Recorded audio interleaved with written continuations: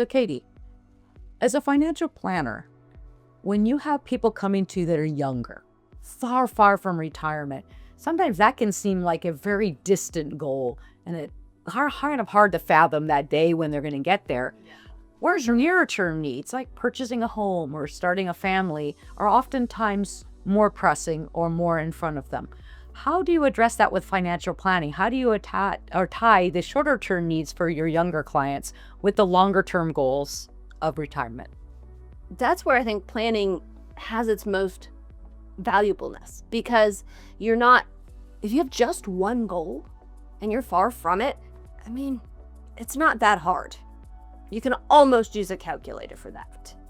But when you have overlapping goals with a variety of time horizons and priorities, right? Some of those are flexible, some are pretty set in stone.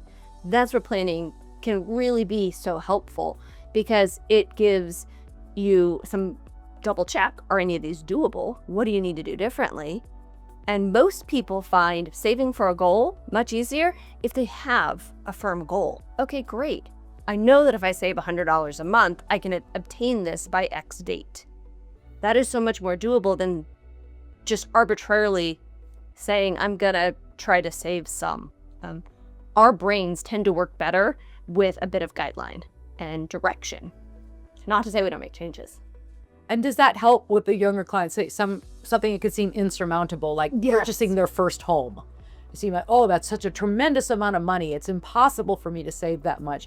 By breaking it down and tying that into all their goals, does it make it easier for them to digest and also easier for them to accomplish? Oh, absolutely. Having it within the framework of a bigger life picture, and then we can make things, show them when it's going to happen. So then you can actually feel and get that gold star. And then digest, okay, well, here's how I'm going to obtain that. I can do these steps to increase my likelihood of succeeding with whatever the goal would be. And most people, they've got overlapping goals. You want to save for that house, but there's also student loans or credit card debt, or the fact that I'm going to need a new car.